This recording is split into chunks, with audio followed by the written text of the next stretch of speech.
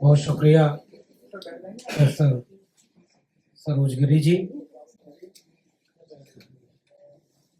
किस किस को कैद करोगे मुहिम के तहत आयोजित इस प्रेस कॉन्फ्रेंस में आए हुए आप सभी लोगों को मेरा क्रांतिकारी सलाम। अभी यहाँ जितनी भी बातचीत हुई, इसे सुनने के बाद पहली बात ये समझ में आ रही होगी कि कैद कोई और है और हम उनकी रिहाई के लिए आए हैं। लेकिन ये सब होता हुआ देखना और शायद हम लोग का कुछ न कर पाना, मुझे ऐसा लगता है कि उनकी बजाय कहीं हम ही तो नहीं कैद हैं, अलग अलग दायरों में, अलग अलग वजहों से। और जो लोग कैद हैं, जिनकी तस्वीरें, अभी एक साथी ने कहा कि पहले हम लोग आते थे किसी और को छुड़ाने, अब ऐसा लग रहा है कि अपने ही कोई घर का उन तस्वीरों में दर्ज हो गया। तस्वीरें कम हुआ करती थी, वो बढ़ती जा रही हैं। और सच बात यह है कि ऐसे बहुत सारे लोग इस देश के तमाम अलग अलग हिस्सों में अपने हक हुकूक के लिए लड़ने बोलने की वजह से कैद हैं, और शायद उनकी तस्वीरें भी, उन सब की तस्वीरें यहां नहीं है। और गुनाह क्या है? और सुन रहे थे, हम भी सुन रहे थे उस गुनाहों को जिनका खामियाजा ये भुगतना पड़ रहा है कि इस मुल्क की अदालतें, इस मुल्क के निजाम और जितने भी किस्म के हुक्मरान हैं, उन्हें यह दिख रहा है कि किसी का गुनाह यह है कि वो CNRC जैसे कानून की मुखालफत करता है और अपने लोकतांत्रिक हक के लिए वो बोलने लगे तो वो गुनाह है। कोई किसी के घर में किताब या कोई दस्तावेज बंदूक की तरह मिल रहा है, वो गुनाह है। और एक और किस्सा आपने सुना अभी कि किसी पुलिस थाने में चोरी हो गई और किस चीज की चोरी हुई नहीं पता। चोरी हुई महाराष्ट्र में, और वहां के बाद दिल्ली के एक प्रोफेसर को उठा लिया गया और ये उनका गुनाह है जो उन्हें पता ही नहीं, ना उनके घर वालों को पता, चार्जशीट पर फाइल नहीं हुई है। ये सब गुनाह है।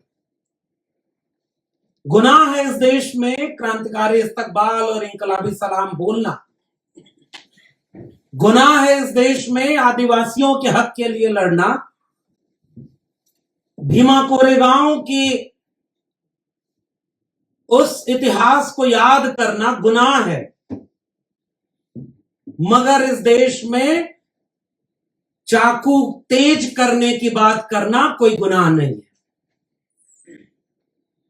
घरों में तलवार रखे जाने की बात खुलेआम मंचों से करना गुनाह नहीं है।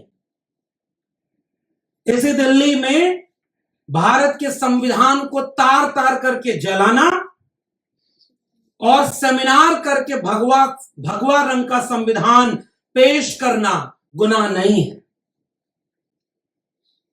इसी देश में आज के वक्त धर्म संसद का नाम लेकर के एक सम्मेलन करना और उसमें घोर अधार्मिक और हिंसक बातें करना गुनाह नहीं है। इस देश में गुनाह की परिभाषा बदल गई है, और इसलिए मुझे लगता है कि ऐसी परिभाषा में हमें फक्र है उन गुनहगारों पर जो इस मुल्क की जमहूरियत को बचाने के लिए हमारे हिस्से की लड़ाई लड़ते हुए जेल में। और इसलिए हमें जोखिम उठाना होगा, सच कहने का जोखिम, और जिन्होंने जोखिम उठाया उसी का तो खामियाजा वो भुगत रहे हैं। और सच बात यह है कि मैं बतौर नागरिक जब इस तरह के कार्यक्रमों में पहले भी हम शामिल हुए हैं और अब भी जब भी आते हैं तो हमें लगता है कि हम तो कितनी सहूलियत में जी रहे हैं। हमें पता ही नहीं कि हमारे हिस्से की लड़ाई कौन लड़ता हुआ कितनी मुश्किल में है, उसका परिवार कितना कुछ झेल रहा है। जो हक की लड़ाई के लिए लड़ने गया उसे इतना झेलना पड़ रहा है, और जो हकमार बैठे हैं वो आबाद खुले घूम रहे हैं। वो देश लूट लें, वो सब कुछ कर लें, अब वो अपने लोगों को हुक्मरान बनाएं और इस मुल्क को बेच करके अपने दोस्त को दुनिया का दूसरा सबसे अमीर आदमी बना दें। और अब तो ऐसा हो रहा है कि जैसे सबसे बड़े इंटेलेक्चुअल वही है, वो टीवी पर बैठकर इंटरव्यू देंगे कि कैसे इस देश में फ्रीडम ऑफ स्पीच होनी चाहिए, जो हर तरह की बोलने वाली आवाजों को बिकते हुए बाजार में खरीद ले रहे हैं। उनका चैनल पे इंटरव्यू चलाया जाएगा। और दूसरी तरफ एक ऐसा सांस्कृतिक संगठन है भाई इस देश में जो गैर राजनीतिक है, जो राजनीति नहीं करता, वो एक सांस्कृतिक संगठन है, और उसके मुखिया बोल रहे हैं कि हां हम इस देश में मुसलमानों को रहने देंगे। रह सकते हैं वो? भाई आप कौन है इस देश में यह बात कहने वाले कि आप रह सकते हैं या आप नहीं रह सकते? अभी तो आप वाला देश बना भी नहीं है जो अखंड भारत आप बनाना चाह रहे हैं। यह सब कुछ होता हुआ देखना और तब यह सोचना कि इस देश में संविधान कहां है, क्या कर रही है न्यायपालिकाएं, कहां खड़ा है वो कानून, वो चार्जशीट, वो मुकदमे, वो जेलें किसके लिए बनी थी और कौन कैद है। भाई ये सब सवाल दरअसल आपसे नहीं अपने आप से पूछ रहा हूं। जब प्रोफेसर साईं बाबा का किस्सा सुना रहे थे और मैडम ने ये कहा कि उनको ढंग से जेल में खाना मिले, इसके लिए जेल के बाकी साथी जब भूख हड़ताल करते तब उन्हें हॉस्पिटल ले जाना है या उनकी बुनियादी जो जरूरत है वो पूरी हो पा रही है। आप कल्पना करें कि कानून कहां है। हम इतिहास में पढ़ते थे कि भगत सिंह और उनके साथियों को जेल में अनशन करना पड़ता था, लड़ाई लड़नी पड़ी, कुर्बानी देनी पड़ी। और बहुत भावनात्मक बात है, लेकिन सोचना होगा इस मुल्क के लोगों को, अगर आज भगत सिंह होंगे कहीं तो सोच रहे होंगे हम किनके लिए शहादत दिए, और ये देश बाकी मुल्क के जो अमन पसंद लोग हैं वो चुपचाप सब होता हुआ देख रहे हैं। कोई आदिवासियों के बीच से पत्रकार को उठा ले गया, कोई छात्र को विश्वविद्यालय से ले गया, कोई प्रोफेसर को ले गया, कोई आंदोलन करने वाले लोगों को ले गया, और बाकी देश में कोई हलचल ना हो, तो फिर इससे किसको हिम्मत मिलती है? हिम्मत उन्हें मिलती है, वो चाहते हैं कि बारी बारी करके एक एक आवाज को खामोश कर देंगे। मुझे लगता है कि आज की इस बातचीत का एक मकसद तो शायद ये भी होगा कि इस दिल्ली के छोटे से कमरे की चारदीवारी के दूर, बहुत दूर देश के कोने कोने में शायद ये आवाजें जाएंगी, शायद उनके निर्जीव से पड़े जिस्म को झकझोरेंगी कि भाई आपके देश में और क्या क्या हो रहा है, आप कब जागोगे। मैं इसी उम्मीद से यहां आया हूं, क्योंकि अगर ऐसा नहीं हुआ तो सच है कल कोई और तस्वीर थी यहां, एक आध तस्वीरें कम होंगी, कई तस्वीरें जुड़ेंगी, और शायद उन्हीं में से कोई एक तस्वीर की जगह हमारे बीच के किसी व्यक्ति की तस्वीर अगली बार वहां होगी। और क्या शायद मतलब हम लोग उसका इंतजार कर रहे हैं। मुझे चे गुवेरा की एक पंक्ति याद आती है कि उसने कहा कि मैंने कब्रिस्तान में उनकी भी कब्रें देखी जो केवल इसलिए नहीं बोले कि हक की या सच की बात बोलेंगे तो मारे जाएंगे। तो ये कोई जरूरी नहीं है कि जो बोलेगा वही सजा पाएगा, वही कैद होगा। जो नहीं बोल रहा है, खामोश है, नंबर तो उसका भी आएगा। कोई चैनल बिक जाए, कोई कंपनी बिक जाए, कोई विश्वविद्यालय बिक जाए, तो उस विश्वविद्यालय के बोलने वाले, लड़ने वाले छात्र और प्रोफेसर ही नहीं उसके शिकार होंगे। जो खामोश होकर के उस विश्वविद्यालय प्रशासन और देश के प्रशासन के साथ खड़े थे, वो भी तो उसके शिकार होंगे और हो रहे हैं। तो मैं केवल ये बात सोच रहा हूं और अपील और गुजारिश कर रहा हूं इस मुल्क के लोगों से कि आप कब क्या अपने अपने अपने बारी का इंतजार कर रहे हैं? कैसा देश बनाया जा रहा है भाई? किस बात पर बहस होनी चाहिए? नफरत का व्यापार चारों तरफ। कोई टीवी एंकर कोई बयान दे दे कि भाई ये देखो, ये व्यक्ति जो पुलिस वाले को मार दिया ये मुसलमान था और जिहाद का शिकार हो गया है एएसआई, और कुछ दिन बाद, कुछ ही घंटे बाद पुलिस आके बयान दे रही है भाई ये गलत, तुम अफवाह उड़ा रहे हो, तुम पत्रकार हो, वो मुसलमान नहीं वो हिंदू है। ट्वीट डिलीट हो गया, काम खत्म, अगला शिकार की तलाश कर रहे हैं वो जो तलवार लेकर एंकरिंग करते हैं इस देश में। कुछ दिन में तलवार लेकर के विश्वविद्यालय में पढ़ाई उड़ाई भी होगी। मैं तो उसी विश्वविद्यालय से आ रहा हूं, बड़ा बड़ा चिंतित हूं, परेशान हूं। हमारे विश्वविद्यालय में अब नए नए सिलेबस बन रहे हैं कि भारतीय परंपरा, भारतीय संस्कृति, भारतीय चिंतन धारा, इनको हम विश्वविद्यालय के विद्यार्थियों को पढ़ाएंगे। लेकिन मैं एक सवाल पूछता हूं कि क्या उसमें भारतीय चिंतन, परंपरा, धारा और इन सब में वो सारे सवाल पूछने वाले लोग शामिल होंगे या नहीं? और वो कौन सा भारत होगा जिसमें सच बोलने पर गुनाह ये मिल रहा है कि सजा मिलेगी, आप जेल जाएंगे? तो इसलिए मैं उम्मीद करता हूं, पता नहीं ये कार्यक्रम करके शायद यहां आने का एक फायदा केवल मुझे ये दिखता है कि हम सब एक दूसरे से हिम्मत लेते हैं और हिम्मत देते हैं। जिनके परिवार के लोग जेल में बंद हैं, वो अगर अपनी बात खत्म करते करते ये बात कह के जाएं कि एक ऐसा सवेरा आएगा, वो सारे लोग बाहर होंगे जो आज जेल में हैं, तो मुझे लगता है कि हमें यहीं से हिम्मत मिलती है। जब वो नहीं टूट रहे तो हम क्यों टूटे? और शायद हम सब एक दूसरे को हिम्मत दे करके ही टूटने से बचा पाएंगे।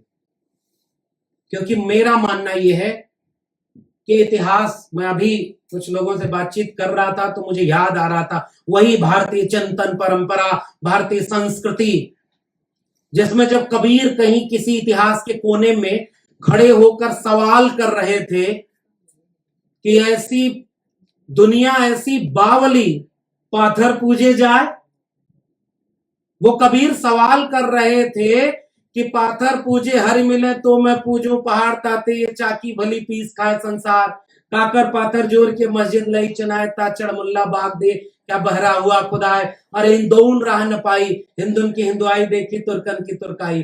वो बार बार एक सवाल कर रहे थे कि मुंह को कहां ढूंढे रे बंदे, मैं तो तेरे पास में, पोथी पढ़ पढ़ जगमुआ, क्या कुछ नहीं कहा है। उस दौर में कौन हुक्मरान था, किसने क्या किया, उसे इतिहास भूल गया है। कबीर जो अकेला चला वो आज भी इतिहास में दर्ज है और वो याद किया जा रहा है। इसलिए मुझे उम्मीद है कि ये सारे हक की लड़ाई लड़ने वाले इतिहास में दर्ज रहेंगे, और जब भी 2022-23 का इतिहास पढ़ा जाएगा तो ये याद किया जाएगा प्रोफेसर साईं बाबा, प्रोफेसर हनी बाबू, खालिद सैफी, उमर खालिद और तमाम वो सारे आदिवासी, दलित एक्टिविस्ट, मुसलमान एक्टिविस्ट, छात्र, प्रोफेसर हमारे हिस्से की लड़ाई लड़ते हुए जेल में थे। और उस समय फिर एक सवाल और हमसे पूछा जाएगा कि हम बाहर थे तो क्या कर रहे थे? हम बाहर थे और हम ये जानते थे कि यह गलत हो रहा है, तो हम क्या कर रहे थे? मुझे लगता है कि ये वो सवाल है जिसका जवाब शायद हमारे पास नहीं हो। और इसलिए मैं शायद इस मंच पर खड़ा होकर केवल खुद से एक अपील करना चाहता हूं कि यह न देखा जाए कि जुल्म कितना बड़ा है। मुझे याद आ रहा है हमारे दौर में सच बोलना गुनाह है। राजेश जोशी की कविता है, जो सच बोलेंगे मारे जाएंगे। और अभी का हकीकत यह है कि जो सच नहीं भी बोल रहे हैं, उनके खेमे में नहीं है तो भी मारे जा रहे हैं। जो उनके खेमे में नहीं है उसको बदनाम करो, उसको खत्म करो। और जितने लोग उनके खेमे में हैं वो नफरत का व्यापार कर रहे हैं। मुझे लगता है कि उनका काम आसान है, उनका काम है नफरत का, उनका काम है लोगों को लड़ाने का, तोड़ने का। हिंदुओं को खुश करो, देखो हमने मुसलमानों को ठिकाने लगा दिया। ये सच है भाई, इस देश में साफ तौर पर आपको ये मैसेज दिया जा रहा है कि आपको हिंदू राष्ट्र बनाना है, आपको अखंड भारत बनाना है, इसके खिलाफ कोई बोलेगा तो उसको हम जेल में डाल देंगे, और देखो मुसलमानों को हमने ठिकाने लगा दिया, आप हिंदू बनकर खुश हो गए। फिर अचानक दूसरा गेम कि ये देखो हमने आरक्षण खत्म कर दिया, सारे सरकारी संस्थानों को निजी हाथों में बेच दिया, तुम अपर कास्ट हो तो तुम भी खुश हो लो, देखो हमने ये संविधान खत्म कर दिया। फिर तीसरी तरफ आप अगर अमीर हैं तो ये देखो गरीबों को हमने इतना कमजोर कर दिया है कि कहां 5 ट्रिलियन इकोनॉमी, अच्छे दिन, 15 लाख हर अकाउंट में, 2 करोड़ रोजगार, बुलेट ट्रेन, सब भूल जाओ, 80 करोड़ लोग 5 किलो अनाज और 500 रुपए पर वोट देने के लिए मजबूर हैं, अमीरों खुश हो जाओ। ये बिल्कुल मुझे लगता है कि ये देश बिल्कुल बटा हुआ 2 देश है, और इसमें 90% आवाम को यह कहा जा रहा है कि तुम्हारे दुश्मन देखो किसी धर्म के लोग हैं, किसी जाति के लोग हैं, किसी और तरह के लोग हैं, और सबको आपस में बांट करके ऐसे ही चुन चुन करके हमारे लोगों को कैद किया गया। मैं उम्मीद करता हूं कि इस मंच से या इस मुहिम से एक आवाज ऐसी उठेगी, स्याह रात नाम लेती नहीं ढलने का, यही तो वक्त है सूरज तेरे निकलने का। और अब वो सारी लड़ाइयां गोलबंद होनी चाहिए, यही मुझे लगता है कि रास्ता यही है। हम सबको न्यूनतम सहमति पर एक बड़ी एका बनानी होगी, और न्यूनतम सहमति इस बात की कि हमें भारत के संविधान में भरोसा है, हम अपने मुल्क के आईन को बचाना चाहते हैं, हम इस मुल्क के इस पूरे रिवाज को बचाना चाहते हैं जिसमें साझी शहादत से साझा विरासत वाला एक भारत बना था। हम गरीब अमीर के बीच की खाई कम करना चाहते हैं, हम इस देश में महिलाओं को उनके हिस्से का हक देने के पैरोकार हैं, हम इस देश के आदिवासियों की लड़ाई में शामिल हैं, हम इस देश के दलितों की हर लड़ाई में शामिल हैं, हम इस देश के पिछड़े तबके के किसान, कामगार जातियों और मजदूरों की लड़ाई में शामिल हैं, हम विद्यार्थियों की लड़ाई में शामिल हैं। तो क्यों ना आओ हम सब मिलकर एक दूसरे की लड़ाई में शामिल हों, और आज नहीं तो कल ये वक्त बदलेगा। और मैं उम्मीद करता हूं जहां हमारे पूर्व के वक्ताओं ने बात खत्म की, वहीं मैं भी बात खत्म करना चाहता हूं कि उनकी जेलें टूटेंगी और हमारे साथी बाहर आएंगे, हम जीतेंगे। इसलिए लड़ाई। हमारे चैनल बहुजन दस्तक को लाइक, शेयर, सब्सक्राइब देखना मत भूलिएगा। जय भीम, जय भारत, जय संविधान, नमो बुद्धाय। धन्यवाद। चैनल आर्थिक समस्या से गुजर रहा है। अगर आप बहुजन समाज में बाबा साहेब अम्बेडकर और तथागत बुद्ध की विचारधारा को अधिक से अधिक लोगों तक पहुंचाना चाहते हैं तो हमें आर्थिक सहयोग प्रदान करें, ताकि हम अपने चैनल के माध्यम से देश विदेश में समता, बंधुता, एकता और संवैधानिक अधिकारों को ज्यादा से ज्यादा लोगों तक पहुंचा सकें। आप अपनी सहायता राशि नीचे लिखे खाते में जमा करा सकते हैं। खाता धारक गौतम रत्ना, खाता संख्या 3169576865 IFSC कोड SBIN 0060336, बैंक भारतीय स्टेट बैंक। आप हमारे बैंक खाते का विवरण स्क्रीन पर भी देख सकते हैं। जय भीम, जय भीम। मैं गौतम रत्ना आपका बहुजन फिल्म प्रोडक्शन में स्वागत करता हूं, और आप हमारे प्रोडक्शन हाउस के अंदर अपना कैरियर बना सकते हैं as a film director, as a producer and actor and actress and editor and cinematographer also.